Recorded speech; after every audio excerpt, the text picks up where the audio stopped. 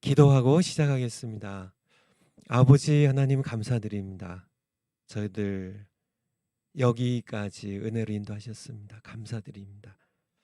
지난 밤에도 큰 태풍이 있었지만은 이 정도로 지나게 해주셔서 감사드리고, 피해 당한 그런 많은 사람들 하나님께서 힘 주시고 위로함 주시고, 또 이런 상황 가운데서도 살아계신 하나님을 찾고 구하고 더 가까이 만나는 은혜의 시간 가질 수 있도록 주님께서 인도해 주시기를 간구드립니다. 전광 목사님 늘 지켜주셔서 감사드리고, 또 오늘 10시에도 또 함께 유튜브 방송 있는데 함께한 모든 분들과 함께 하셔서 시청하는 많은 분들 참여하게 하시고, 그리고 이 방송을 통하여 다시 한번 주의 백성들의 마음이 하나로 묶이게 하시고 반드시 예수 한국 복음 통일 이룰 수 있도록 은총 베풀어 주세요. 이제 정교도 신학원 제3기 어제로 시작이 되었습니다. 감사드립니다. 또 한 해 동안 함께 하나님 말씀을 들을 때 듣는 하나님의 귀한 자녀들이나 전하는 더 귀한 하나님의 종들이나 모두 하나님 앞에서 전하기도 하고 또 듣기도 하게 하시고, 성령께서 강하고 뜨겁게 역사하셔서 이 말씀들을 통하여 우리의 영혼이 소성되며 더 강건해지고 정말 힘과 용기를 얻고 믿음을 더해 주셔서 이 말씀 붙잡고 반드시 복음 통일 이룰 수 있도록 은총 베풀어 주시옵소서. 10월 3일 국민대회까지 1000만 서명 반드시 이루어지게 하시고, 또 이것이 우리 북한에 있는 2500만 불쌍한 동포들 구원해 내는 밑거름이 될 수 있도록 은총 베풀어 주시기를 간구드립니다. 강의 시작합니다. 아버지께서 말씀하시고 또 제가 대언하고 또 함께 듣는 은혜의 시간 되게 하시옵소서. 예수님의 이름으로 기도하옵나이다. 아멘. 여러분 잘 지내셨나요? 예, 저는 뭐 정화 목사님 쫓아다니냐고 정신없이 보냈는데 다른 해들과 좀 다르게 정신없이 한여름 이렇게 보낸 것 같아요. 또 여러분도 아마 그렇죠. 정신없지 않으셨을까 싶어요. 정화 목사님 그냥 몸도 그렇게 아프신 분이 정말 쉬질 않으셔.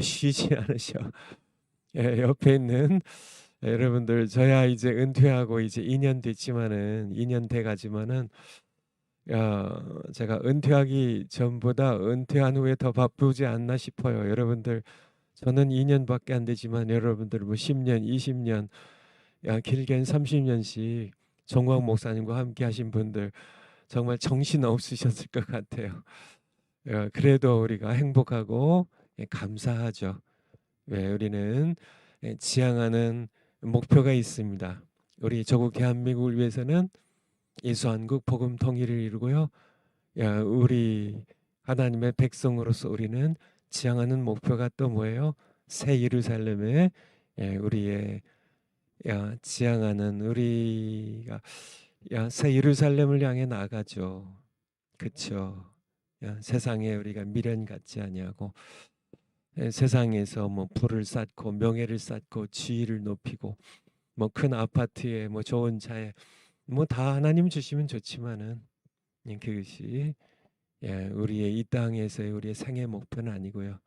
새 예루살렘을 향하여 힘차게 나아가시는 여러분들 모두 되시길 바랍니다. 그러면 여러분들 삶이 예수님 인도하심 따라 형통하고 또 삶의 기쁨과 가정의 평화와 잠녀 주님 주시는 은혜가 아침마다 새로운 그런 여러분들의 삶이 되실 줄 믿습니다.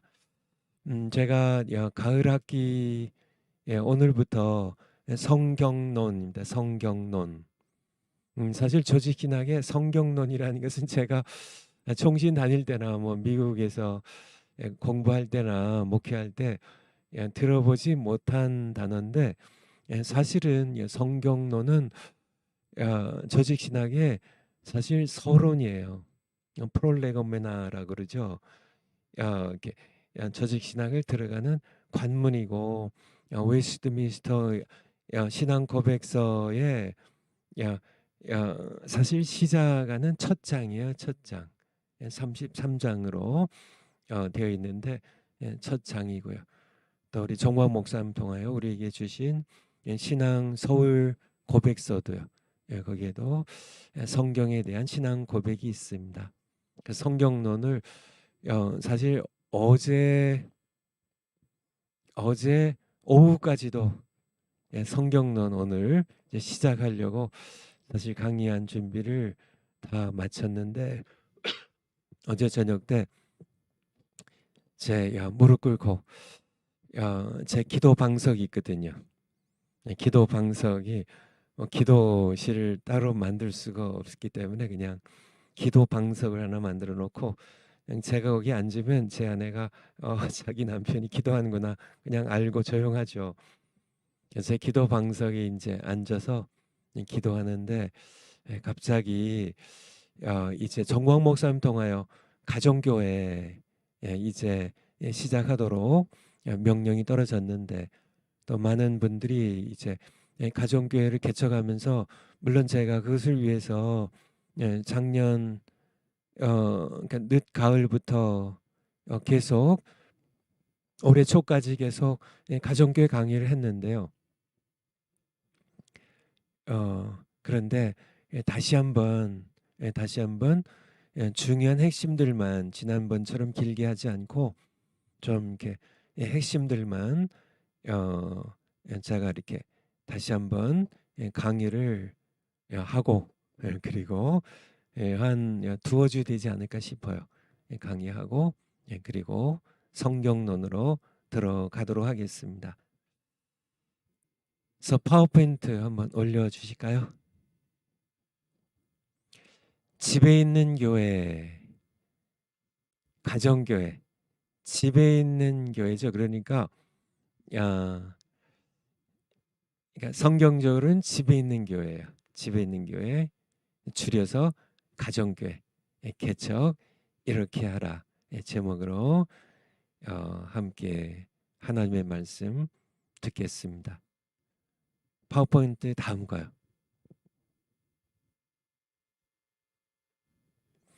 집에 있는 교회, 가정교회.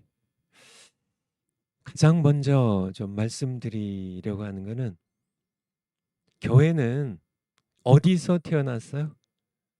그리고 어디서 자랐어요? 그리고 어디서 성장했을까요? 답은 집이에요. 집. 교회는 집에서 태어났어요.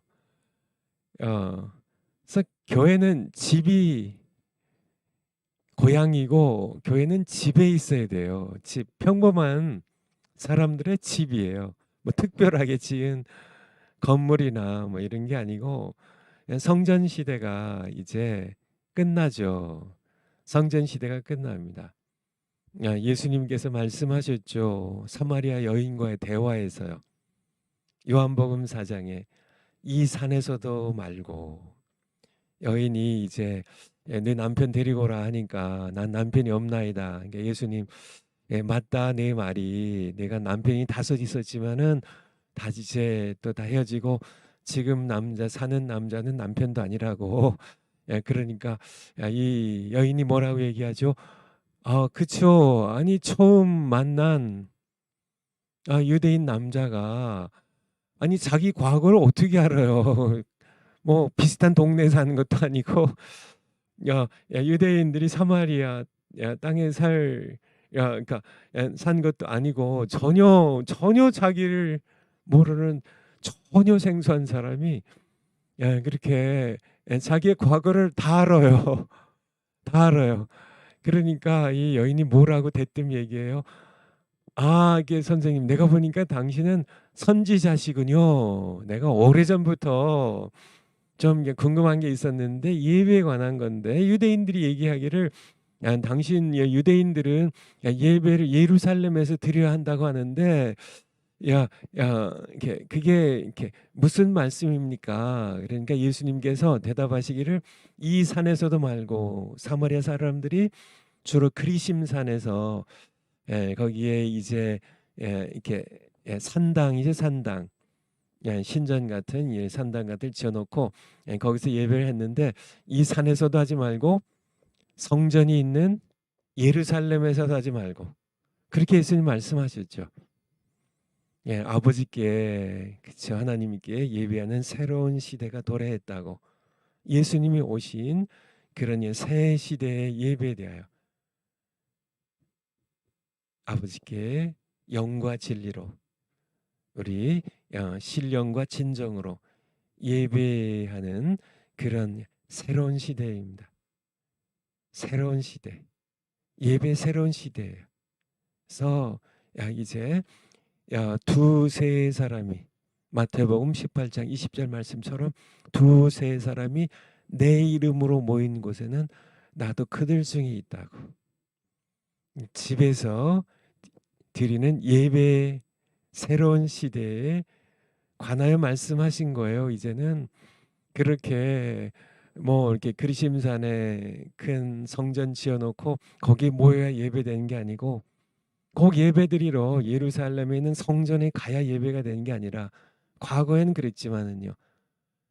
아예 그 예루살렘 성전을 다 그냥 돌 위에 돌 하나도 남기지 않고 다 무너뜨려 버리셨어요. 주 70년에 티투스 장군, 로마 장군에 의하여 완전히 그냥 다 무너뜨려 버리셨죠. 다 무너뜨려 버리셨어요. 그리고 이제 예배 새로운 시대 바로 집에서 태어날 교회가 드릴 예배에 대한 예수님의 말씀이에요. 두세 사람이 자기 집에서요. 아니면 다른 어떤 평범한 집에서 모여서 신령과 진정으로 영과 진리로 하나님을 예배하면 그곳에 성령이 임하셔서 예수 그리스도의 임재를 말씀이신 진리이신 예수 그리스도의 임재가 임하게 하면 그 예배가 진짜 예배예요. 진짜 예배. 그래서 교회는 집에서 태어났다는 것. 이거 여러분들이 좀 요즘도 이렇게 교회 개척하려고 하면 자꾸 건물들을 찾으시는데요. 그냥 우리가 이렇게 뭐 천 몇백 년 동안 머리에 박힌 게 그러니까 뇌리 속에 교회는 집에서 하면 게 시시해서 이게 교회도 아니고 뭐 시시하게 뭐 이렇게 자고 뭐 밥 먹고 뭐 애들 가르치고 뭐 부부가 부부 싸움도 하고 하는 그런 집에서 예배 드리면 이게 예배 드린 것 같지가 않아서 그거는 우리의 어떤 고정관념이에요. 잘못된 인식이에요. 그것은 교회가 한참 이렇게 교회의 참 모습을 잃어버리고 건물 속에 들어간 이 교회로 길들여져서 생각되어지는 그런 교인들의 고정관념에 불과하다는 겁니다. 교회는 집에서 태어나고요. 집에서 자랐고 집에서 성장했어요. 여전히 오늘날도요. 교회는 집에서 집이 원래 교회가 있어야 할 자리예요. 거기서 태어났어요. 초대교회는 집에서만 있었습니다. 그때 교회는 순수했어요. 정말 정말 능력이 있었어요. 예수 그리스도의 임재를 경험했어요. 그런데 이러한 교회가 건물로 들어가면서요. 큰 건물, 화려한 건물, 정교한 건물, 뭐 고딕 양식의 스테인드 글라스를 집어넣고 막 촛불 켜놓고 막 대리석에 막 웅장한 건물, 촛불 켜놓고 그렇게 막 뭐 사제라는 양반들이 뭐 가운을 거룩한 뭐 비싼 사치한 가운들을 입고 뭐 교황이 뭐 보석들이 박힌 그러한 왕관 같은 왕관보다 더 멋있는 멸류관 관들을 쓰고 그렇게 집전을 해야 뭐 예배가 되는 것처럼 그건 착각입니다. 착각이에요. 야, 왜냐하면 파워포인트에도 준비되어 있는 것처럼 예수님께서는 왕의 도성이나 화려한 궁궐에서 태어나지 않으시고 베들레헴의 평범한 집 외양간에서 태어나셨어요. 여러분 명심하셔야 됩니다. 자꾸 예배드리러 궁궐 같은 큰 교회 시설 깨끗하게 잘 돼 있고 화장실 깨끗하고 그래서 예배드릴 때 뭐 더울 때는 에어컨 팡팡 나오고 추울 때는 뭐 히터가 콸콸 나오고 정말 그런데 좋은 그런 시설에서 좋은 의자 편하게 앉아가지고 즐기는 예배. 야, 그렇게 교회는 그런 그런 좋은 시설의 건물이 불편한 교회가 돼야 돼요. 왜냐하면 교회 머리이신 우리 주님 예수님 왜 그런 데서 뭐 화려한 정말 세상에서 가장 화려한 궁궐에서 태어나셔도 하나님의 아들이 태어나시기에는 다 부족하죠. 그렇죠? 그렇죠? 아무리 인간들이 거대하게 웅장하게 정말 사치한 모든 보석과 막 그냥 아주 좋은 대리석 같은 금으로 치장하고 전부 그렇게 한다 할지라도 어떻게 하나님의 아들이 이 땅에 사람으로 오실 때 태어나는 그런 집이 될 수 있겠어요? 근데 그런 것도 다 마다하지 않으시고 마다하시고 베들레헴의 평범한 집 외양간에 예수님께서 태어나셨듯이 정확하게요. 그리스도의 예수님의 몸인 교회도 평범한 집에서 태어났다는 거예요. 여러분들이 좀 이렇게 교회하면 이걸 좀 이렇게 인식이 바뀌어져야 돼요. 인식이 바뀌어져야 돼요. 내 집은 초라해가지고 집에서 어떻게 너무 좁아가지고 예수님께서 외양간에 태어나셨다니까요. 처음에 교회는 그냥 평범한 집에서 태어났다니까요. 사도행전 한번 찾아주실래요? 사도행전 2장 2절. 사도행전 2장 2절. 사도행전 2장 2절. 사도행전 2장 1절에 오순절이죠. 오순절 날이 이미 이르름에 저희가 다 한 곳에 모였더니 어디에 모였을까요? 성전에 모였을까요? 아니면 아주 큰 건물에 모였을까요? 어디 잘 지어진 회당에 모였을까? 다 아니에요. 이들이 모인 한 곳은 어디일까요? 집이에요. 2절에 나오잖아요. 2절에 호련히 하늘로부터 급하고 강한 바람 같은 소리가 있어 저희 앉은 온 집에 이 집에서 교회가 태어났어요. 성령이 좀 이 집에 있는 이 120명의 성도들에게 이 집에서 교회가 태어났습니다. 이 집이 왕의 궁궐이 아니에요. 고관 대작의 화려한 그런 저택이 아니고 그냥 평범한 사람의 집이에요. 평범한 사람의 집이에요. 1장 우리 사도행전 1장 13절부터 사도행전 1장 13절 1장 13절 1장 13절에 예수님이 이제 승천하셨어요. 이제 아버지 약속하신 것을 기다리라고 하셨기 때문에요. 다시 이제 감람산에서 기드론 시내를 건너서 이제 예루살렘에 들어갔습니다.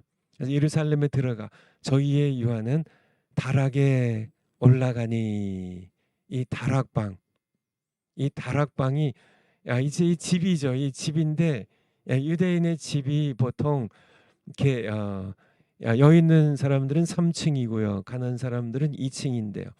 대신 3층은 지붕이 없이 그냥 이렇게 뭐라 그러니까 난간이라고 그러니까 이런 것만 해서 떨어지지 않게만 해놓고 그렇게 해서 보통 아래층은 예수님이 거기서 태어난 거죠.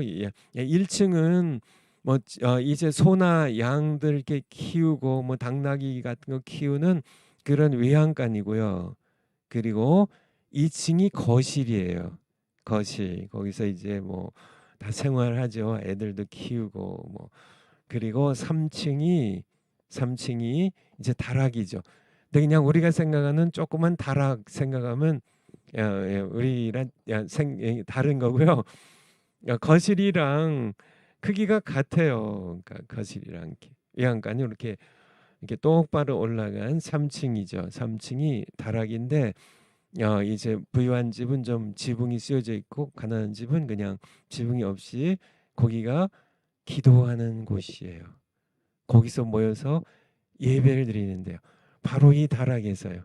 요 집에 이제 마가복음을 썼던 마가 요한의 어머니 마리아의 집, 그 집 3층에 다락방에 3층에 성도들이 함께 모여서 기도한 가운데 성령이 임하신 겁니다. 그 평범한 사람의 집이에요.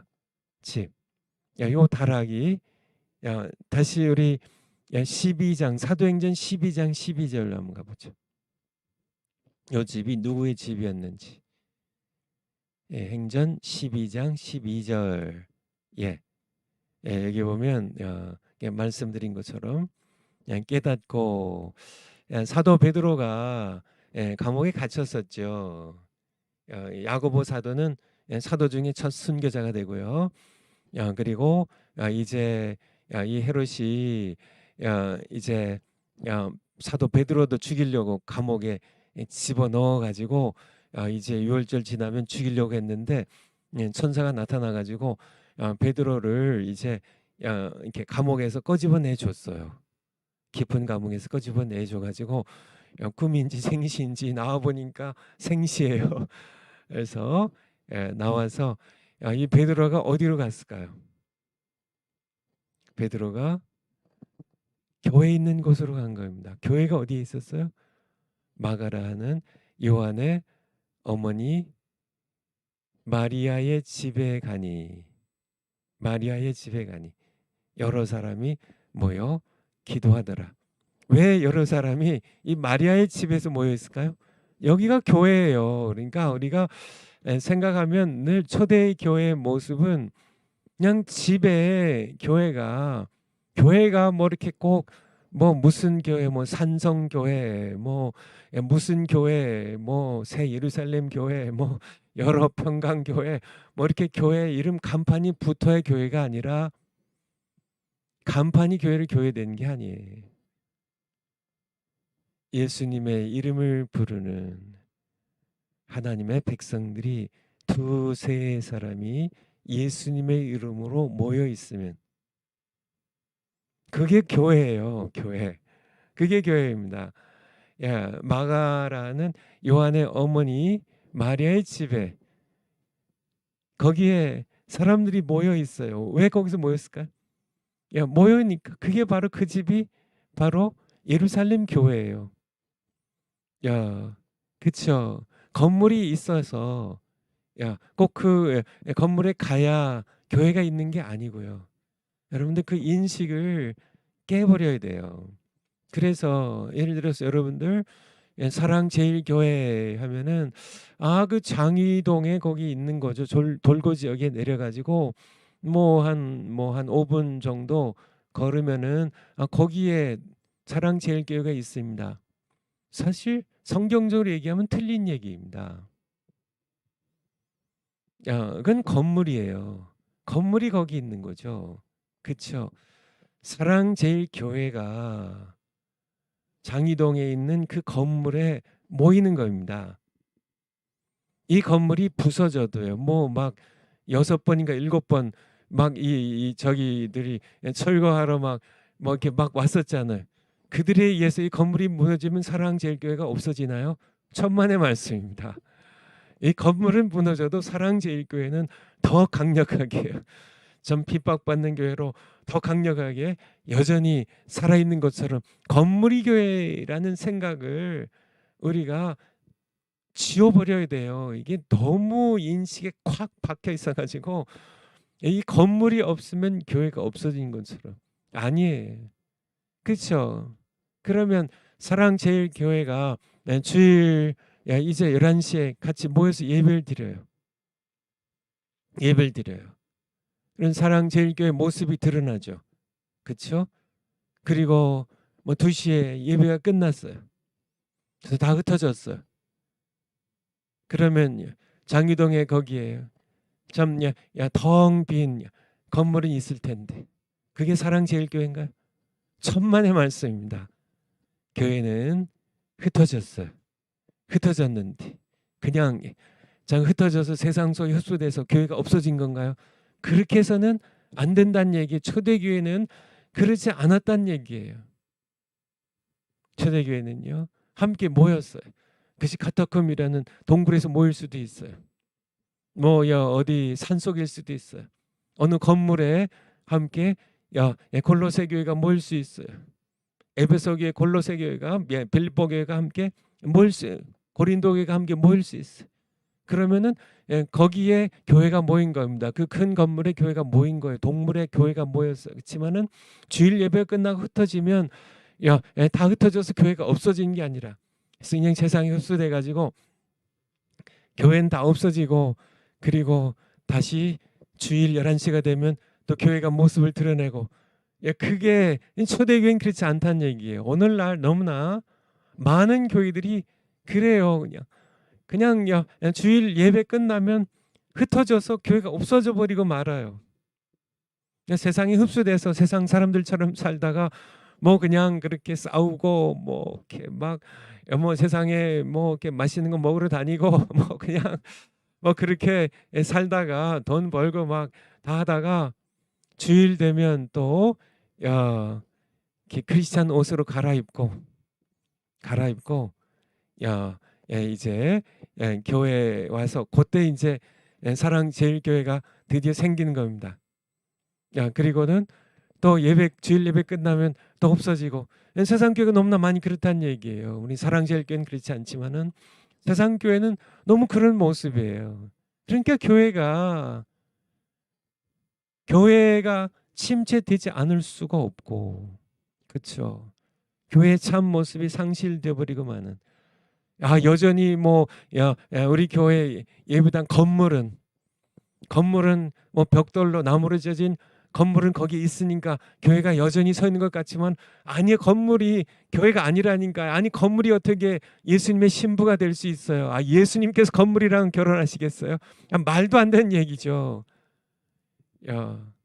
참 우리가 예수 그리스도를 주님으로 섬기고 예수님의 교회 몸된 교회 지체가 된 우리가 교회잖아요. 우리가 그리스도의 신부죠. 그래서 다시 이 가정 교회로 집에 있는 교회로 우리는 반드시 돌아가야 돼요. 반드시 돌아가야 됩니다. 그래서 정관 목사님께서 이제 정말 능력 있는 부흥 강사를 정말 제가 옆에서 지켜만 봐도 정말 어떻게 하나님께서 저렇게 귀하게 쓰실까. 정말 능력 있는 하나님의 말씀이 선포되고요.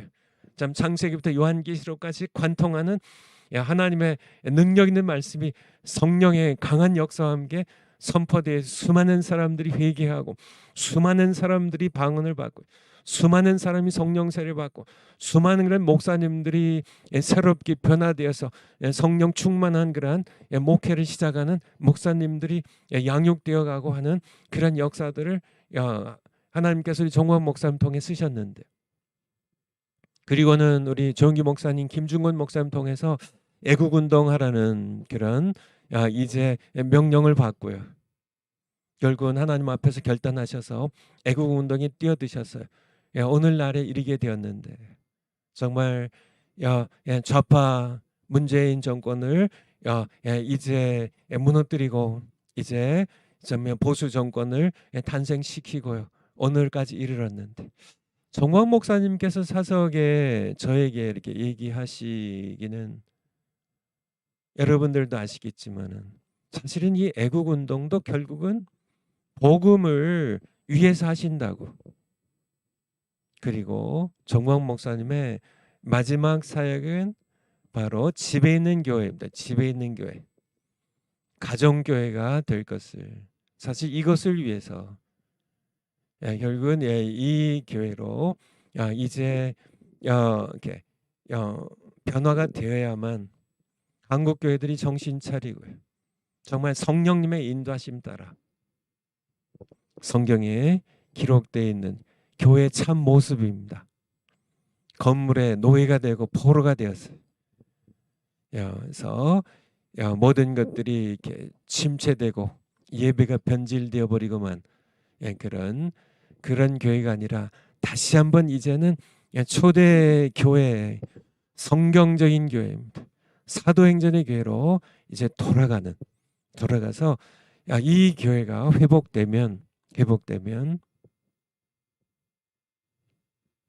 대한민국의 교회가 회복될 겁니다. 전에도 말씀드린 것처럼 유럽 교회는 이미 거의 다 죽었어요. 죽었다고 보면 됩니다.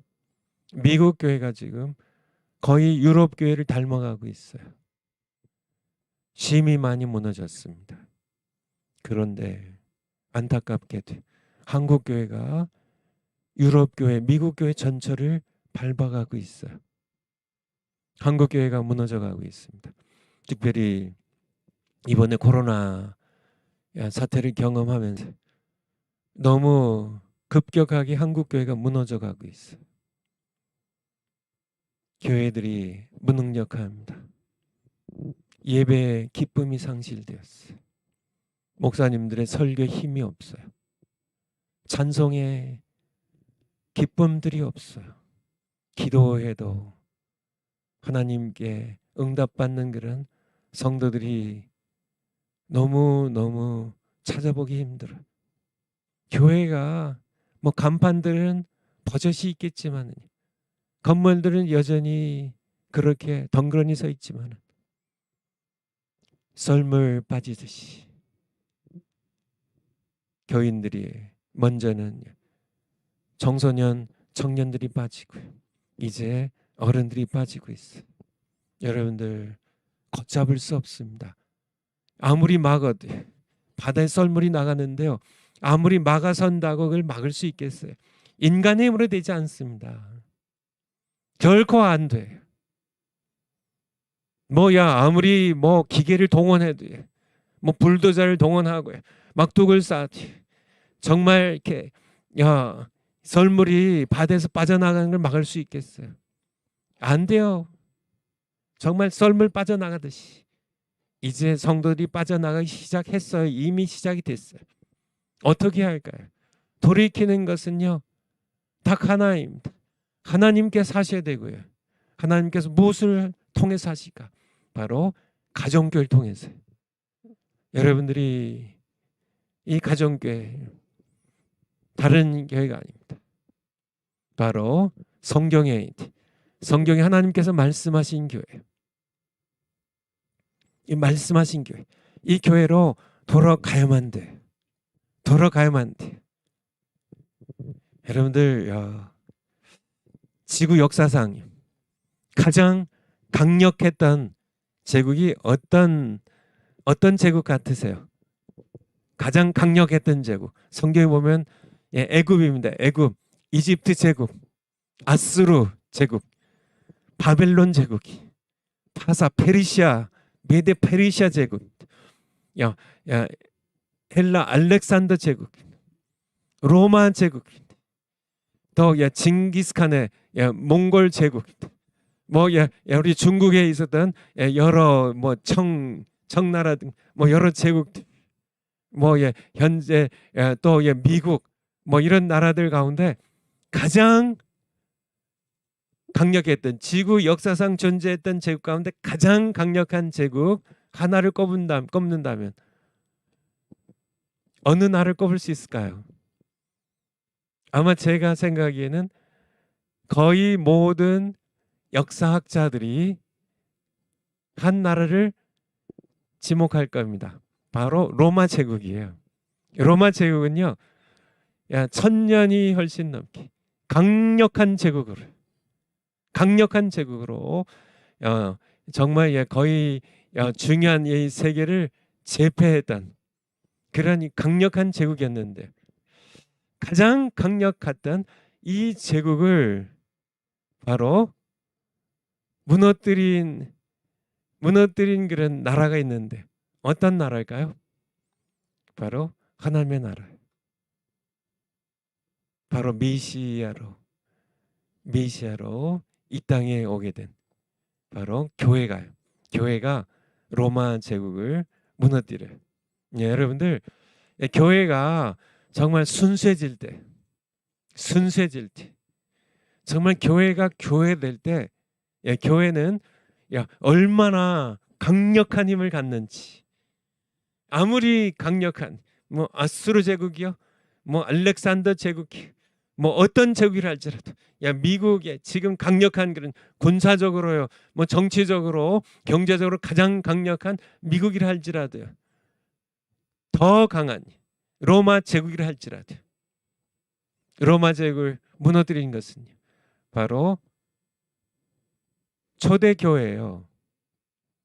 건물이 되어버린 그런 천주교회가 아니라, 로만 카톨릭 교회가 아니라 이미 정치와 타협하고요, 뭐 로마 신성 로마 제국과 뭐 여러 제국들과 타협해서 그저 세속화된 타락한 교회에 불과하고요. 그래서 교회를 건물에 정말 엄청나게 지은 그런 큰 이 성당들, 정말 엄청나게 지은 이 예배당 건물의 교회를 노예 삼았던 그런 천주 교회가 아니라요, 로마 제국을 무너뜨렸던 것은 건물이 없었던 집에서 모였던, 초라한 집에서, 평범한 사람들이 집에서 모였던 이 교회가 지구 역사상 가장 강력했던 로마 제국을 무너뜨렸다는 얘기예요. 우리 돌아가야 돼요. 지금 세상이 강력하지만은, 사탄의 권세가 강력하지만은, 그럼에도 불구하고 우리는 뭐 시설로 싸울 수 없습니다. 건물의 크기로 싸울 수가 없어요. 우리는 다시 순수한 교회로 싸울 때 거기서 역사하시는 성령의 강력한 능력이, 거기서 역사하시는 예수 그리스도의 복음을 증거하는 그런 강력한 권세가 로마 제국을 무너뜨렸는데요, 이 오늘날 이 세상을 무너뜨리고요, 정복하고요, 무수한 영혼들을 예수님께로 인도하게 될 거예요. 제가 강조합니다. 우리 뇌리 속에서 교회가 건물이라는, 건물 없이는 교회를 생각하지 못하는, 이거를 완전히 우리 뇌리 속에서 완전히 그냥 지워 버려야 돼요. 그냥 씻어내 버려야 돼. 완전히 무너뜨려 버려야 돼. 그리고 우리는 초대교회처럼 원래 성경적인 교회예요. 사도행전의 교회, 로마 제국을 무너뜨린 교회예요. 예수님께서요, 마태복음 16장에 보면 사람들이 나를 누구라 하느냐, 다시 제자들이 물었습니다. 사람들은 그렇게 얘기하는데 너희는 나를 누구라 하느냐? 그때 시몬 베드로가 대답하죠. 주는 그리스도시요 살아계신 하나님의 아들이시니이다. 예수님께서 시몬 베드로를 칭찬하셨습니다. 네가 복되다고 하시면서 예수님 말씀하십니다. 내가 이 반석 위에 나를 그리스도로, 나를 살아계신 하나님의 아들로 고백하는 이 믿음의 반석 위에 내 교회를 세우리니 음부의 권세가 이기지 못할 것이라고요. 예수님께서 그렇게 내 교회를 세우리니, 세우겠다고 말씀하시는데 드디어 사도행전 2장에 오순절날에 교회를 세우시죠. 예수님께서 내가 이 반석에 내 교회를 세우리니, 예수님이 생각하시는 그 교회가 어떤 교회일까요? 대리석으로요, 막 금박을 입히고요, 막 거기에 성상들 세우고, 막 거기에 뭐 거대하게 화려하게 웅장하게 지은 그런 건물을 생각하셨을까요? 천만의 말씀입니다. 예수님께서는 그런 거 상관없으세요. 예수님이 생각하신 교회는요, 예수님을 그리스도요 살아계신 하나님의 아들로 고백하는 두세 사람이 평범한 집에서 모이는 교회를 생각하셨다는 얘기예요. 그걸 어떻게 알 수 있을까요? 정확하게요. 예수님께서 16장에서 마태복음 16장에서 내가 내 교회를 세우겠다 말씀하시고 두 장 건너서요. 18장 20절에 가보면 예수님께서 두세 사람이 내 이름으로 모인 곳에는 나도 그 줄 중에 있느니라 그렇게 말씀하신 겁니다. 그래서 예수님께 생각하신 교회는 건물하고 상관이 없어요. 그냥 평범한 집에서 두세 사람이 영과 진리로 사마리아 여인과의 대화에서 요한복음 4장에 말씀하신 것처럼 하나님께서는 집에서 평범하게 두세 사람 이상이 함께 모여서 드리는 예배를 받으시는 새로운 시대, 그것이 열렸다는 것을 우리가 분명하게 알아야 돼요. 알아야 돼. 여러분들 참 마음속에 새겨 넣으셔야 돼요. 그래서 이거를 제가 강조하고 또 강조해서 말씀드립니다. 파워포인트 올려주실까요? 그래서 교회는 집에서 태어나고요, 집에서 자라고요, 집에서 성장했어요. 교회에서 태어나가지고요, 자라기는 뭐 학교 가서 자라고 그런 거 없어요. 궁궐에 가서 성장하고, 모세는 집에서 태어났지만은 아므람 요게벳의 집에서 태어났지만은 바로 바로의 궁궐에서 성장했는데, 교회는 그런 거 없어요. 예수님께서 평범한 베들레헴 집에서 태어나시고 집에서 사셨던 것처럼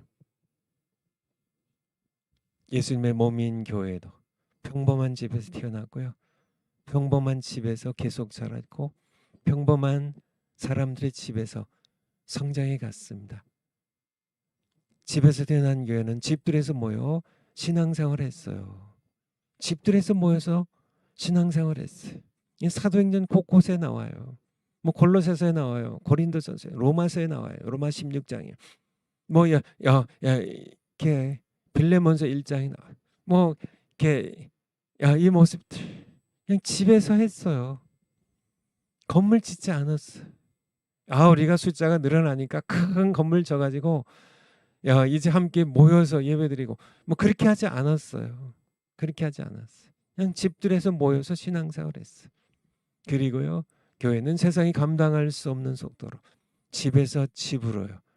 사도행전 20장 20절에 보면 from house to house라는 표현이 나와 있는데, 집에서 집으로 성장해 갔어요. 집이 좁으면요, 여러분들이 이제 여러분의 집에서 교회를 개척하게 되면, 아니면 두세 사람이 함께 모여서 기도의 동역자를, 개척 동역자를 구성하세요. 하셔서 같이 이제 집에서 개척하게 되는데요. 집에 있는 교회, 초대교회로 돌아가는 겁니다. 집에서 개척하는데, 이제 그 집이 너무 많이 모여요. 이제 거실에 모이고 이제 다 이제 집에 문들 다 열어도 이제 감당할 수가 없어요. 이렇게 개인 집이라면 이렇게 마당까지 다 모여도 이제 감당할 수가 없으면, 이제 거기에서 또 이제 가장 성숙한 믿음의 이제 사람이, 이제 훈련된 그런 사람이 또 분가해서 나가는 겁니다. 집에서 집으로 분가해서 나가는 거예요. 그래서 이 두 개가 되고요, 두 개가 네 개가 되고요, 6개가 되고 10개가 되고요, 100개가 되고, 이것이 초대 교회예요. 그래서 이 집에 있는 교회들이 함께 모여서 빌립보 교회가 되는 겁니다. 이 집에 있는 교회들이 함께 모여서 로마 교회가 되는 거예요. 그냥 로마의 어떤 커다란 엄청 로마 교회 성도들이 대략 1만 명이 생겼다면 1만 명이 모일 수 있는 거대한 그런 성전을 지은 게 그런 거 없어요. 당장 이렇게 만 명이 로마 교회 성도들이 됐으면은 글쎄 집에 있는 교회가 몇 개가 됐을까요? 뭐 한 30명씩 잡아서 한 300개 정도 이제 집에 있는 교회가 됐겠죠. 사도행전 2장에 보면 그날에 3천 명이 세례를 받고 이제 예수님의 제자로 이제 이제 거듭나게 되죠. 3천 명이 어디서 모였을까요? 이제 이렇게 성도들이 많으니까 여러분 헌금하시오. 그래가지고 예루살렘에 땅을 사가지고 건물을 지었을까요? 아니에요. 그런 거 없어요. 그런 거 없어요. 여러분들 오늘날 목회한 목사님들은 이렇게 먼저 건물을 생각하지만은 아니에요. 건물이 필요 없다는 얘기는 아닙니다. 뭐 주시면 하나님 주시면 감사해야죠. 주일날 또 함께 모여서 정말 교회가 다 함께 모여서 예배드릴 수 있는 그런 건물이 있으면 좋죠. 지만은 그게 교회는 아니란 얘기예요. 교회는 집에서 태어났고 집에서 성장하고 집이 중심이 돼서 신앙생활을 해야 되는 집에서 집으로 성장해 갔다는 얘기입니다. 그러니까 어, 이제 주일날 뭐 큰 건물에 모여서 주일 예배를 드렸어요.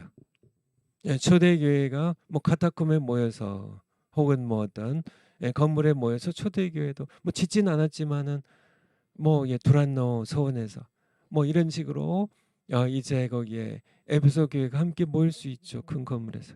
지만은 주일 예배가 끝나면 어떻게 될까요? 다 그냥 세상으로 흡수되는 게 아니에요. 다 집에 있는 교회로 돌아가는 거예요. 그래서 일주일 동안 집에 있는 교회 가서 신앙생활 하는 거예요. 그러니까 초대교회가 그러니까 그렇게 제가 전에 그 예비군 얘기를 좀 드린 것 같네요. 제가 이제 예비군으로 좀 이렇게 훈련을 뭐 미국에 가기 전까지 좀 받았었는데요. 보통 제가 뭐 이렇게 회사에서 삼성에서 좀 일하기도 했고 또 뭐 학생으로 뭐 공부를 하기도 하고 뭐 그럴 때 뭐 나는 뭐 회사원이에요. 평소 회사원이에요. 근데 예비군 소집 영장이 나오죠. 그러니까 훈련 소집 영장이 나옵니다. 그러면 그날에 맞춰서 제가 이제 아침부터 이제 이렇게 밥 먹고 이제 예비군복 꺼내서 입고 뭐 군화 걸치고 이렇게 이제 훈련장으로 가죠. 그리고 끝나면 다시 이제 내가 평범한 사람으로 다시 돌아가는 겁니다. 오늘날 크리스찬들이 다 그래요. 예비군 크리스찬이라고 제가. 그러니까 평소에는 다 세상 옷 입고 살아요. 그러니까 주일 예배 끝나면 일주일 내내 세상 옷 입고 살다가 주일날이 되면 예비군 소집처럼요. 크리스찬 옷 꺼내 입고 성경책 들고 그때만 크리스찬이에요. 그리고 주일 예배 끝나면 그리고 또 크리스찬 옷 벗고 세상 옷 입고 또 한 주일 살다. 그러니까 교회가 힘이 없죠. 그런 초대교회는 그렇지 않았다니까요.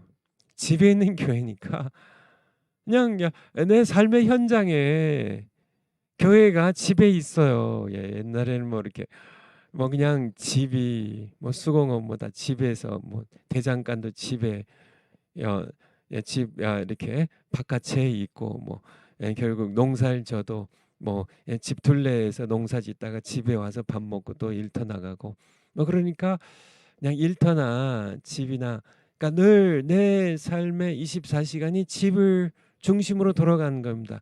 바로 그 삶의 현장에 교회가 있었다는 거예요. 근데 오늘날은요. 건물 하나 덩그러니 져놓고 건물에 갈 때만 크리스찬이 되고요. 그리고 집에 있는 교회가 아니니까 그냥 내가 세상 옷 입고 살아가는 그래가지고 그래도 교회가 오늘날까지 죽지 않고 살아 있을 수 있었던 것은 하나님의 놀라운 은혜예요. 네, 하나님께서 다시 돌이키기를 원하세요. 초대의 교회로 다시 돌아가야만 돼요. 여러분들, 처음에 이곳에 여러분들이 부르심을 받은 겁니다. 영광스러운 부르심이에요. 정말 하나님께서 교회를 회복시키려고 하시는데요. 회복시키려고 하시는데 여러분들을 부르신 겁니다. 여러분들 이것이 시작이 미약해서 실망도 되실 수 있고요. 뭐 여러 가지 난관에 부딪혀서 정말 낙심도 되는 분들도 많이 있으시겠지만 하나님께서 나를 부르셔서 하나님께서 기뻐하시는 일을 시작하신다고 하시면 여러분들이 여러분의 생애를 여기에 걸고요. 내 정말 땀과 눈물을 여기에 쏟는다면 여러분들은요 정말 엄청난 하나님의 은혜를 받게 될 거예요. 하나님 기뻐하시는 일만 해보세요. 하나님께서 정말 원하시는 교회를 세우기만 한번 해보세요. 제가 해보니까요 정말 엄청 복을 받아요. 제가 좀 예전에도 좀 간증을 했지만은 정말 하나님께서 내가 뭐 내 계획으로 내 열심으로 뭐 교회는 이런 거지 뭐 이렇게 섬기면 되지. 그건 여러분의 생각이에요. 여러분의 고정관념이에요. 정말 하나님께서 기뻐하신 교회가 뭔지, 정말 하나님께서 나를 통해 뭘 하고 계신지 깨닫고 하나님을 기쁘시게 드려봐요. 이루 말할 수 없는 하나님은 정말 이렇게 모든 것이 무진장하신 분이세요. 하나님은 그렇잖아요. 뭐 하나님 세계에서 가장 부자인 거 아시나요? 하나님 여러분 또 하나하나 사랑하셔서 얼마든지 주고 싶어 하시는데 내가 그런 하나님의 은혜를 받을 만한 그릇이 못 돼 가지고 우리가 정말 그러니까 하나님을 기쁘시게 못 해드리니까 그래서 여러분들 사실 인류 역사를 여러분들 한 개인의 인생 정도가 아니라요. 한 가정의 새로운 역사가 아니라 대한민국을 넘어서서 세계 역사를 가름하는 중요한 사건입니다. 다시 초대의 교회로 하나님의 교회를 되돌이키는 이 엄청난 사건에 여러분들을 부르고 계세요. 나 같은 걸요. 맞아요. 하나님께서는 평범한 사람들을 쓰셨어요. 여러분을 쓰기 원하십니다. 여러분께서 하나님 앞에 이미 명령은 정광 목사님 통해 떨어졌는데요. 하나님 앞에서 헌신하시고 이제 내 인생의 마지막 사역으로 내가 눈물과 땀을 쏟아서 점령 수고의 땀과 눈물의 기도를 쏟아서 내가 이 일을 성취하겠습니다. 내가 여기 있나이다. 이사야처럼 나를 보내소서, 나를 쓰소서. 이렇게 여러분을 주님께 내어드리는 여러분들이 되시기를 축원을 드립니다. 파워포인트 다시 한번.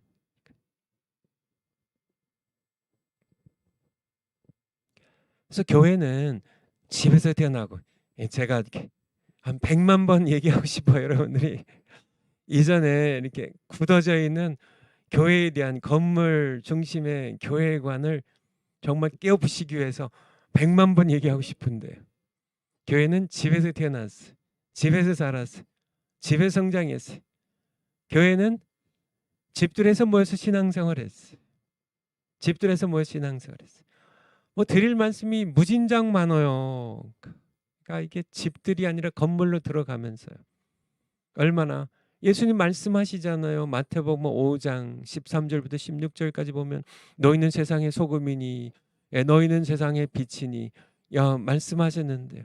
그래서 너희가 누군가요? 교회예요. 우리가 세상에 소금과 빛이 돼야 되는데 건물로 들어가 버리니까 담을 치고 세상과 담을 치고요. 세상이 썩고 부패한 이유가 뭔가요? 교회가 소금 역할 못해서 그래요. 우리가 세상의 소금이라니까요.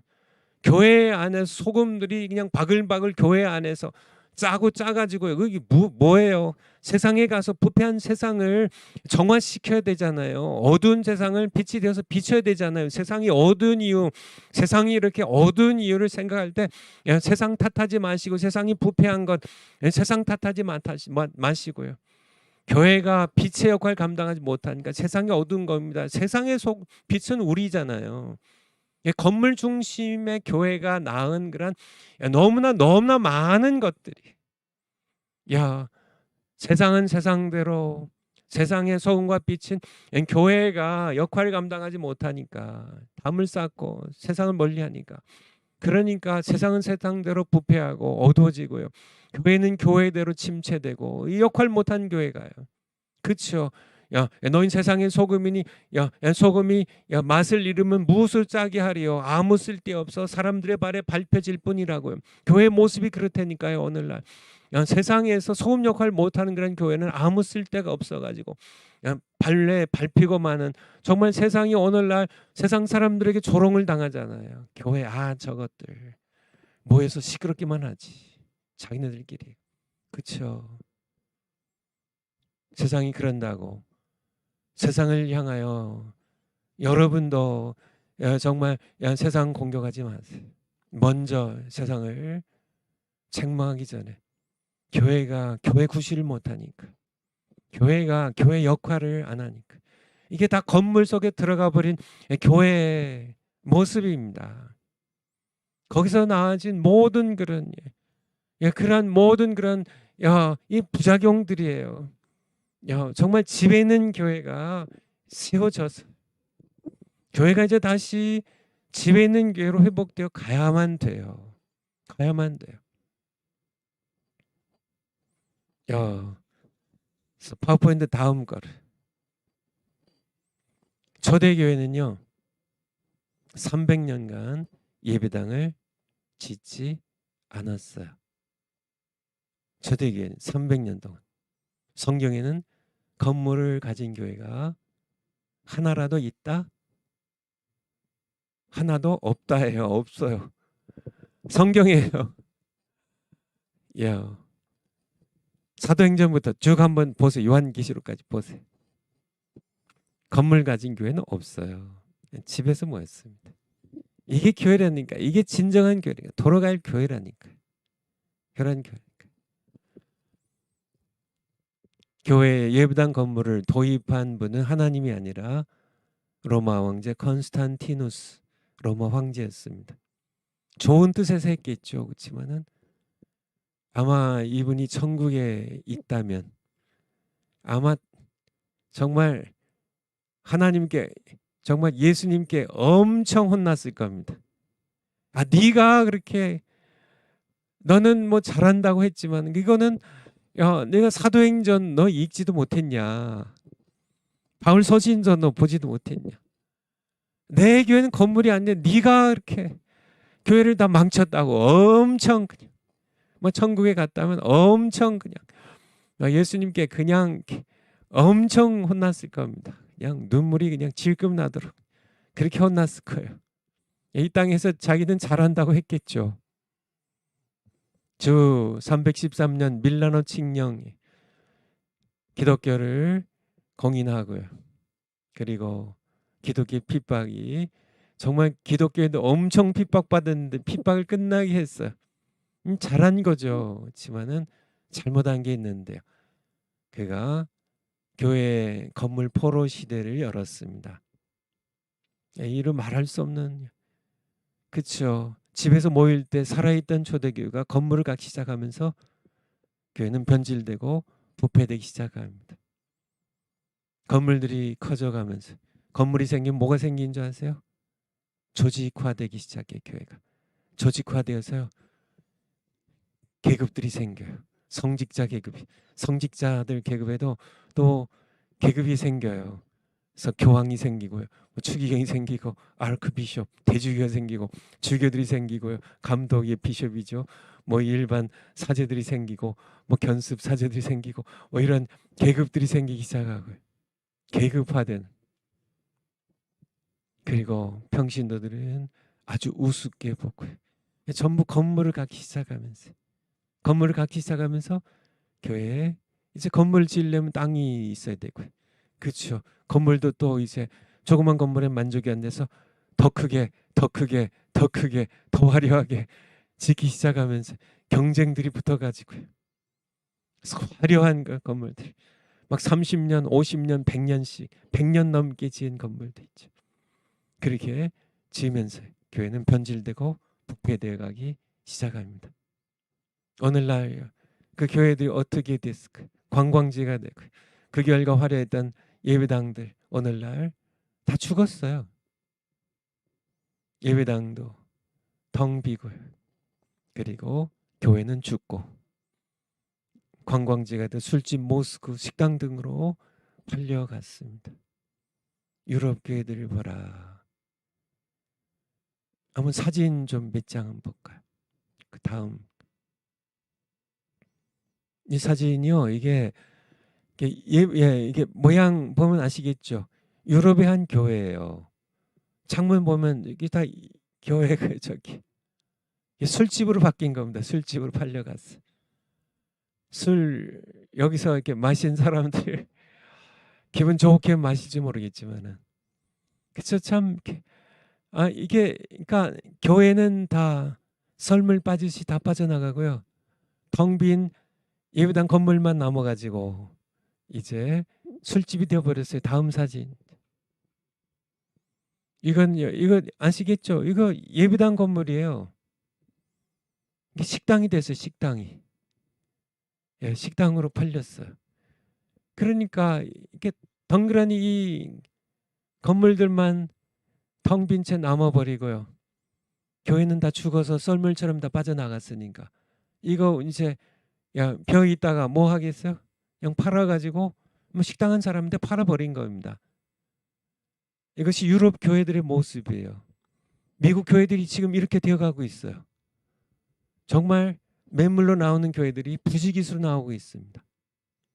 한국 교회가 이제 이 전철을 밟아가고 있어요. 코로나 사태 이제 있은 후 지금 더 얘기 듣기로는요, 한국의 예배당 건물들이 매물로 나오는 것이 지금 쏟아져 나온다 그래요. 점점 가속화돼 갈 겁니다. 이건 건물이지 교회가 아니에요. 이게 건물인 줄 착각했다가 교회들이 집에 있는 교회를 다 전부 이 건물 때문에 집에 있는 교회 전부 다 망쳐버리고, 성도들 여기 건물 감옥에 집어넣었다가 선물처럼 빠져나가고, 텅 빈 건물로 예배당만 남았는데 식당이 되어버렸어요. 다음 사진. 이 서커스 연습장으로 바뀌었어요. 이거 거의 십자가 아직 그냥 놔뒀네요. 유럽 교회들의 모습이. 천장이 높으니까 서커스 연습장으로. 다음 사진. 이게 이게 뉴스익인가 어디서 나온 저기에요. 이게 기사가 됐습니다. 이게 좀 잘렸지만 500교회가 converted into mosques. 모스크는 이제 이슬람 사원이죠. 이슬람 사원으로 런던에서만도, 런던 유나이티드 킹덤, 영국의 런던의 500교회 교회가 모스크로 바뀌었어요. before입니다. 전에는 이렇게 했었는데 after, 이렇게 이제 이게 무슬림들이 알라시를 예배하는 그런 이제 모스크로 바뀌었다는 거예요. 이것이 특집으로 나올 만큼. 이게 영국뿐만이 아니라요, 유럽 전체를 휩쓸고 있고요. 지금 미국으로 지금 이것이 이제 미국이 이 전체를 밟고 있습니다. 다음 사진. 런던에 있는 한 예배당인데요. 거기 아랍어가 써져 있죠. 그리고 The Mosque, 모스크예요. 이제 이슬람 사원이 돼 버렸죠. An Islamic Center. 그래서 거기에 이슬람 센터를 거기서 이제 뭐 코란도 가르치고 뭐 그런 센터로 바뀌었어요. 이런 식으로 수없이 바뀌어가고 있다는 얘기. 다음 사진. 이거는 독일인데요. 오른쪽이 원래 모습이에요. 십자가 있죠. 근데 팔렸어요. 모스크로 팔렸어요. 그래서 십자가가 내려지고요. 거기에 이제 이슬람 상징물이 올라가 버린. 여러분이 이 날이 대한민국 교회도 멀지 않았다는 거예요. 멀지 않았다는 거예요. 어떻게 될까요? 썰물처럼 어린이 청소년들이 빠져나갔어요. 이미 빠져나갔습니다. 청년들이 거의 다 빠져나갔어요. 어른들이 빠져나가고 있어요. 대한민국 얘기입니다. 지금이요. 지금 목사님들 정신 차리셔야 돼요. 신학자들 당신들 회개하셔야 돼요. 당신들 지금 그렇게 점녀 신학 가르치고 하는 그러한 것들 당신들이 한국교회를 깨우지 못했어요. 신학을 가르쳤어요. 당신들 성경에 있는 하나님의 말씀을 가르치지 않았어요. 정말 교회론을 가르쳤지만 여러분들이 사도행전의 교회가 성경적인 교회가 예수님께서 세우신 교회가 어떤 교회인지 그 교회를 가르치지 않았어요. 오늘날 유럽 교회가 이렇게 이미 무너졌습니다. 미국 교회가 거의 무너져 가고 있어요. 한국 교회가 이 전철 밟고 있어요. 지금 뭐 하시냐고요? 뭐 하시냐고요? 정말 땅에 엎드려서 하나님을 향해 통곡하며 울고 기도할 때가 되었습니다. 한국 교회가 무너진다면 아마도 세계 모든 교회가 다 무너질 거예요. 하나님께서는 한국 교회를 살리기 원하세요. 한국 교회가 살아나야 돼요. 한국 교회가 살아나야 돼요. 예수한국 복음통을 반드시 이루어야 돼요. 정화 목사님 통하여 반드시 하나님께서 이루실 줄 믿고요. 시작하신 것이 바로 가정교회라는 사실을요. 여러분들 다른 일에 다 열심히 하시지만은 여러분들의 마지막 사역을 내가 정말 땀과 눈물과요. 주님 요구하신다면 피까지 흘려서요. 목숨 다 바쳐서 우리가 마지막 헌신해야 될 것은 집에 있는 교회를 세우는 겁니다. 반드시 세우셔야 돼. 여기에 우리 한국교회의 운명이 달려 있어요. 한국교회뿐만 아니라 미국교회, 유럽교회, 전 세계 교회. 우리 한국교회가 살아난다면 바로 하나님께서 여러분들을 부르고 계십니다. 여러분의 연약한 두 어깨에 주님께서 가정교회를 세우시라는 명령을 이제 담아 얹어주셨어요. 여러분들이 이 소명을, 이 부르심을 감당하셔야 돼요. 감당하셔야 돼요. 그렇지만은 이 일은 하나님의 일입니다. 여러분들 아까 파워포인트 아까 이게 3페이지 아까 하던 거 사진 거기 세 번째 작은 세 번째입니다. 교회는 건물 포로 시대에서 벗어나 초대 교회를 집에 있는 교회 가정교회로 돌아가야만 해요. 그런데 현재 이것을 주도하신 분은 하나님이세요. 그의 아들 예수 그리스도의 재림이 가까웠기 때문입니다. 지금까지는요 그냥 교회에 대하여 하나님께서 이제 신실한 종들 보내시기도 하시고 종교 개혁자를 보내시기도 하시고 점해서 돌이키시고 또 이제 1904년도에는 영국 웨일즈 지방에 정말 성령을 부어주시기도 하시고 1906년도에는 미국 LA 아주사거리에 성령 부어주시기도 하시고 1907년도에 평양의 장대현교회 성령 부어주시기도 하시고 또 정관 목사님을 부르시기도 하시고 하셔서 지금까지 일을 해오셨는데요. 그런데요 이제 하나님께서 마지막으로 예수님의 재림이 다가왔기 때문에 그의 아들이 세상에 와야 되는데요. 아버지 작성하신 날이 있는데요. 그럼에도 불구하고 아직 교회들이 계속 도패되어 가고 무너져 가고 있으니까 하나님께서 마지막으로요. 원래 하나님께서 미리 예정하신 것 그대로 진행되어 가는 것이지만은 하나님께서 마지막으로 회복시키려고 하신 것이 바로 집에 있는 교회, 초대 교회입니다. 초대 교회, 성경의 교회, 사도행전의 교회를 다시 회복시키셔서 이 교회를 예수한국 복음 통일 이루게 되고요.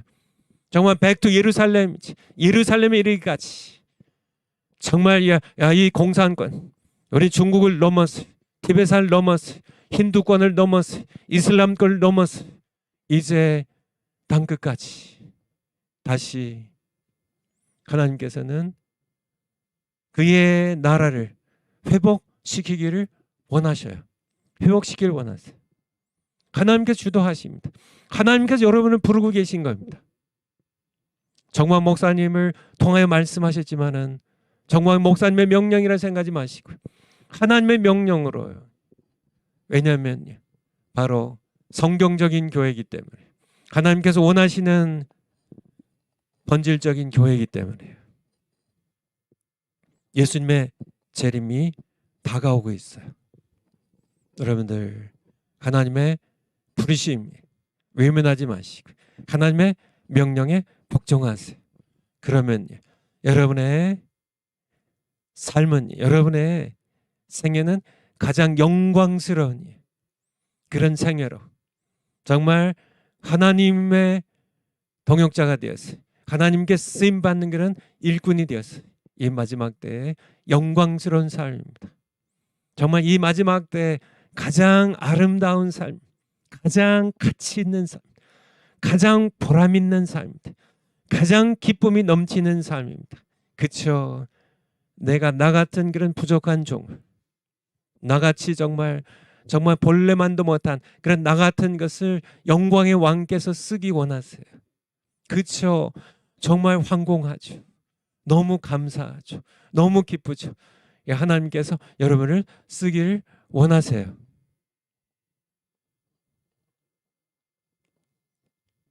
건물을 소유해도 좋습니다.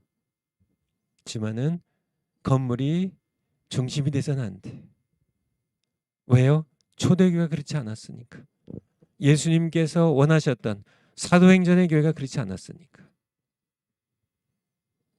주시면 감사하고요. 없어도요. 집에서 하면 돼요. 집에서 집으로요. 그러나 교회와 성도들의 신앙의 중심은 초대교회, 가정교회고 집에 있는 교회로 돌아가야만 한다는 사실. 여러분들이 명심했으면 좋겠어요. 사실 이것만 이번 가을 학기 내내 했으면 좋겠네. 여러분들이 그냥 목사님 제발 그만하세요. 이제 알았으니까. 교회는 집에서 태어나고 집에서 모이고 집에서 자라고 집에서 성장했다고. 초대교회는 300년 동안 예배당을 갖지 않았는데 그때가 진정한 교회였고 가장 왕성한 교회였고 그때 가장 순수한 교회였고 로마 제국을 무너뜨릴 만큼 능력 있는 교회였다고요. 능력 있는 로마 제국이 무릎을 꿇었잖아요. 교회 앞에. 바로 콘스탄티누스 대제. 그런데 그가 정말 잘한다고 한 것이 교회를 정말 이렇게 정말 거의 파멸로 끌어갔는데 건물 시대를 연 겁니다. 교회 건물 시대. 다시 하나님께서 돌이키기 원하신다는 사실을 여러분들이 명심했으면 좋겠어요. 파워포인트 다음 거요. 쭉 내려가셔서 시대를 분별하라고 예수님 말씀하셨습니다. 책망하셨죠. 너희가 기상은 분별하지만은 이번에 이렇게 큰 태풍이 오는데 이 태풍 요즘 뭐 기상청에서 막 이렇게 뭐 태풍을 뭐 관찰하고 막 분별해 가지고 이제 몰려온다는 거 얼마나 자세히 설명해 주는지. 지만은 그렇게 날씨는 일기는 기상은 분별하지만은 시대를 분별하지 못하는 정말 과거보다 더 멍청한 것 같아요. 오늘날 사람들이 공부도 더 많이 하고 뭐 기상 관측 뭐 이런 거 너무 뛰어나고 막 기상 관측하는 인공위성들을 띄워놓고 막 사진 찍어가지고 막 해서 얼마나 똑똑한지. 그런데요, 이 역사의 흐름, 방향을, 시대를 분별하지 못하는 그런 정말 멍청한 그런 이 현대인들, 여러분은 그 가운데 있지 않으시나요? 영의 눈을 뜨고 주변을 한번 살펴보세요. 시대를 한번 분별해 보세요. 야, 먹고 살기 바쁜 사람들, 영의 눈을 뭐 그들은 다 영적 소경들이니까 뭐 말할 것도 없고, 야, 정말 예수님 믿는 사람들 가운데도 사랑제일교회에 속해서요, 광화문 교회, 우리 광야교회 속해서 신앙생활하는 여러분들, 그래도 영의 눈이 띄어졌잖아요. 한번 그냥 정신없이 하나님의 일도 하고 뭐 세상 일도 하면서 그렇게 정신없이 살지 말고 한번 정신 한번 딱 차리고 눈을 활짝 떠서 주변을 살펴보세요. 이 시대가 어떤 시대인지. 제가 세상을 이렇게 바라볼 때마다 생각난 찬송이 있어요. 눈을 들어 하늘 보라. 어두워진 세상 중에 주의 백성들에게요, 여러분들에게요, 눈을 들어 하늘을 보라고요. 세상을 땅만 보고 살지 말고 그렇죠. 이 어두워진 세상 한번 바라보라는 얘기입니다.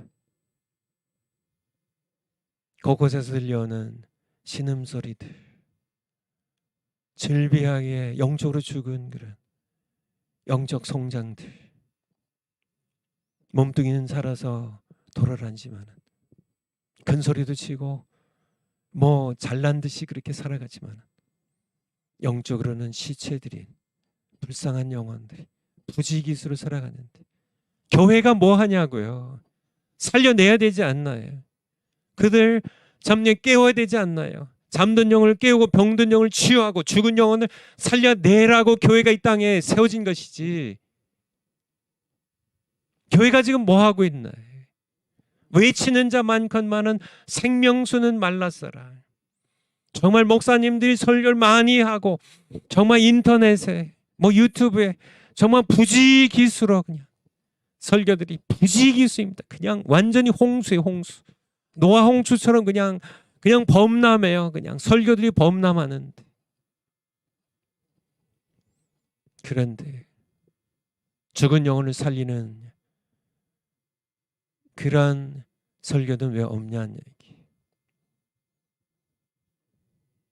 오늘날 세상 문명은요, 인터넷 정보 홍수 시대를 거쳐서 가상과 현실 세계를 혼합시킨 메타버스 시대로 접어들고 있어요. 급격히 변하고 있습니다. 21세기는 하나님을 알지 못하는 그 후에 일어난 다른 세대를 양산하고 있습니다. 사사기 2장 10절 말씀입니다. 하나님을 야다하지 못한, 기노스코하지 못한,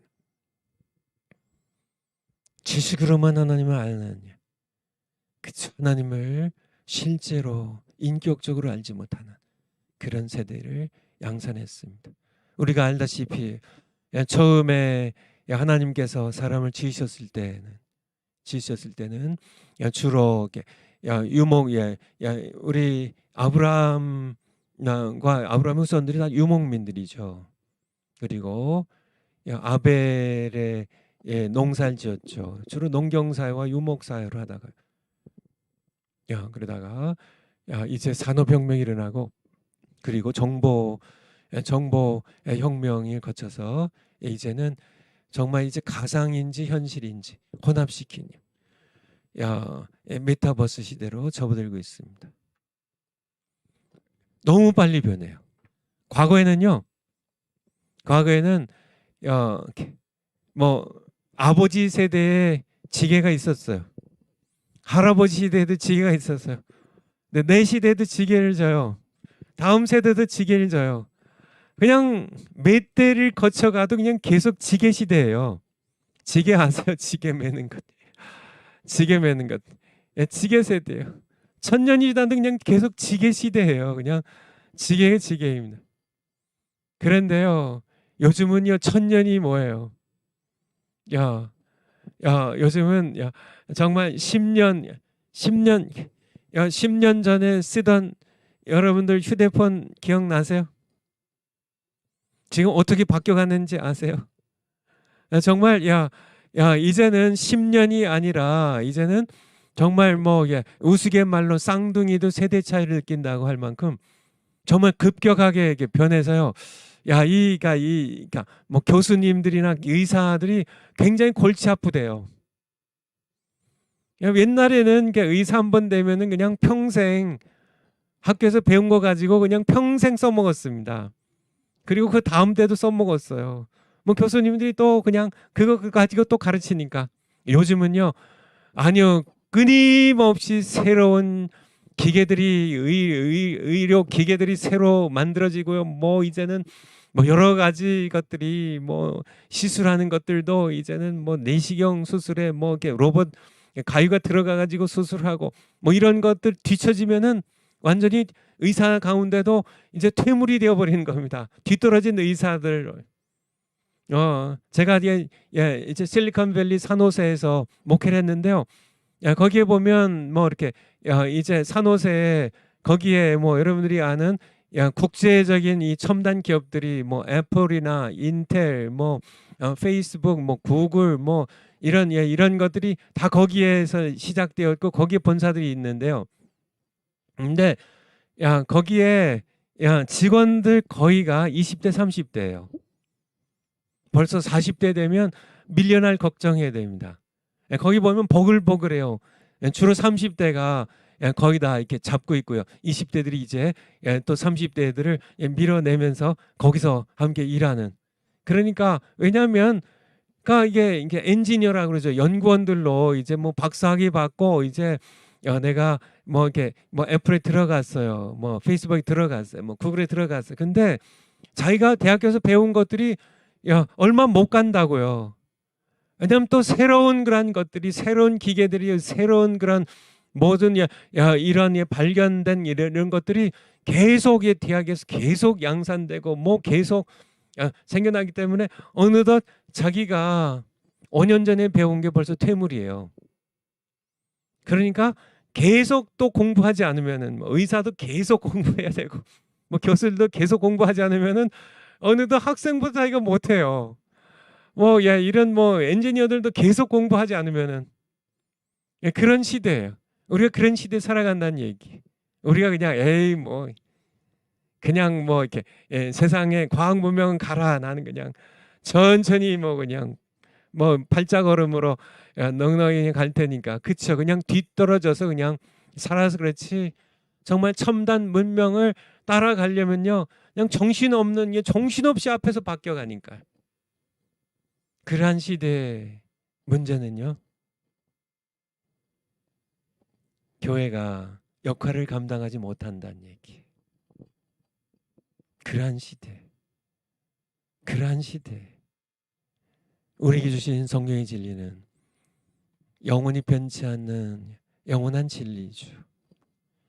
이 말씀을 변하는 세상에 선포해야 되는데 그들을 붙잡아 세워서요. 진리의 말씀, 예수 그리스도의 복음을 전파해서 그들 그렇게 분주하게 뭐 개발하며 분주하게 나가는 정신없이 살아가는 이 젊은이들에게 붙잡아 세워서 그들이 왜 이 땅에 태어났는지, 그들이 무엇을 위해 살아야 하는지 복음을 전해야 되는데 교회가 그 사명을 감당하지 않고 있다는 사실이 어떻게 될까요? 우리 파워포인트 다시 한번. 파워포인트요. 옹지 간사님 파워포인트. 아니 아까 그거. 아까 그. 말세 고통하는 때가 이미 이르렀습니다. 정신없이 변화되는 이 세상, 이 세대 속에 수많은 사람들이 낙오되고 짓밟히고 외롭고요, 고통당하는 그런 때가 이미 이르렀습니다. 그러나 오늘날 성도들은 대부분 교회가 무엇인지, 뭐 지금까지 우리가 뭐 지금 뭐 대대로 뭐 신앙생활 하고 있는데 뭐게 교회가 다 이거지. 교회가 뭔지 몰라요. 목사님들도 교회가 뭔지 몰라요. 본인들이 다 안다고 하죠. 지식적으로는 알죠. 학교에서 배운 신학교에서 배운 신학적으로 교회로는 알죠. 하지만 정말 성경에서 말하는 교회가 무엇인지, 그 교회를 직접 내가 맛보고요. 그 교회의 예배를 맛보고요. 내가 이 교회를 정말 아는지 아니에요. 몰라요. 건물에 포로가 된 그런 교회, 그것도 건물이 교회인 줄 착각하면서 그렇게 목회하고 그렇게 가르치는 목사님들, 신학자들이 태반입니다. 그러니까 그냥 그렇게 계속 목회하고 그렇게 계속 설교하고 있는 거죠. 예배와 기도, 설교, 선교 무엇인지, 예배가 무엇인지를 몰라요. 예배가 무엇인가요? 사람들끼리 모였다 흩어지면 그게 예배인가요? 천만의 말씀입니다. 예배가 아니에요. 예배는 반드시 그 예배를 받으시는 살아계신 하나님이 거기에 임재하셔야 그게 예배예요. 그렇죠. 설날에 세배 드리러 갔는데 할아버지가 안 계셔요. 그냥 벽에다 대고 꾸벅하고 오면 그게 세배인가요? 오늘날 예배가 다 그렇다니까요.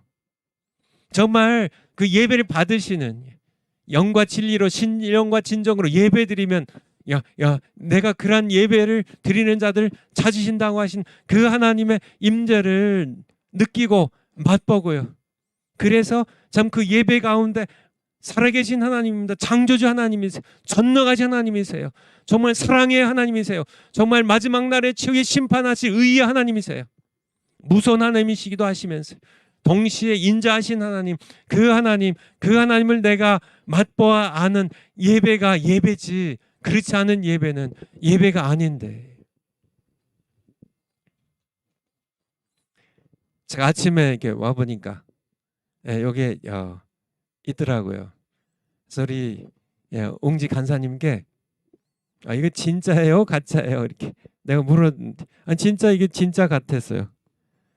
근데 가짜래요. 그래서 제가 만져보니까 가짜더라고요. 이게 가짜예요, 이거 가짜. 여러분, 이게 진짜 같죠? 요즘은 진짜가 가짜 같고 가짜가 진짜 같은, 얼마나 그렇게 잘 만드는지 한번 보세요. 이게 만져봐도 잘 몰라요. 얼마나 그렇게 모양도 그렇고 만져봐도 이게 재질을 어떻게 잘 이렇게 만드는지. 오늘날에 진짜 같은 교회가 하나님 보시기에 정말 진짜 같아요.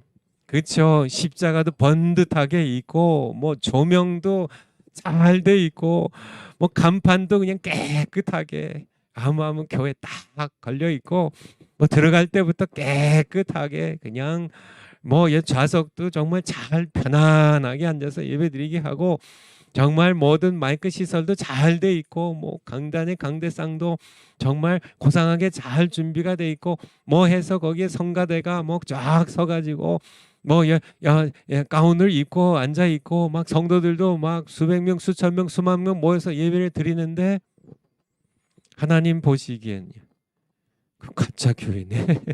가짜 예배네. 가짜가 진짜 같아. 정말 교회를 교회 되게 하시는 것은 건물이 아니에요. 마이크 시설이 아니에요. 화려한 조명 시설이 아니에요. 교회를 교회에 대한 것은 그런 큰 간판이 아니에요.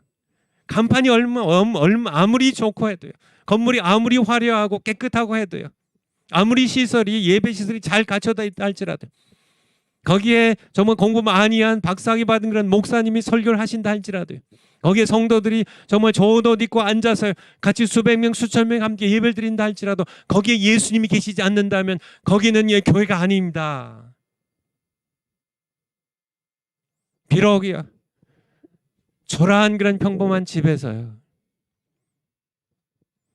신학교도 나오지 못한 그런 평신도가 목자가 돼가지고 그냥 전도사가 목자가 돼가지고 두세 사람이 모였어도 예수님이 거기 계시면 두세 사람이 내 이름 모인 것이 나도 그들 중에 있다고. 정말 신령과 진정으로 예수님을 찾고 하나님을 예배하는 그 자리에 예수님이 계시고 예수님의 아버지 하나님께서 계신다면 가짜 같아도요. 그게 진짜예요. 진짜 교회예요. 두세 사람이라 할지라도. 그래도 적어도 그래도 한 300명 모여야지 교회죠. 목사님. 그래도 건물이 그래도 번듯하게 있어야, 그래도 간판이라도 붙여야 그게 교회지. 아니, 하나님의 눈엔 교회여야지. 사람의 눈에, 여러분의 눈에 교회가 아니라니까요. 예배를 받으시는 하나님이 거기에 기뻐하지 않으셔서 안 받으시면요. 이게 예배예요. 예배가 아니고 가짜라니까요. 아무리 진짜 같아도. 설교에 진짜 정말 예수 그리스도를 선포하고요. 정말 회개하라고 죄를 지적하고 예수님께 돌아오라고 회개하고요. 정말 하나님의 심판을 말하고 지옥불을 얘기하고요. 정말 우리가 회개해야 된다는 그런 복음을 선포하지 않으면 그거는 가짜 설교예요. 윤리적인 설교. 그거는요.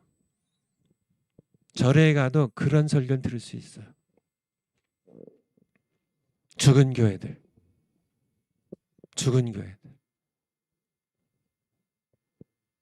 여러분들 다시 우리는 돌아가야만 돼.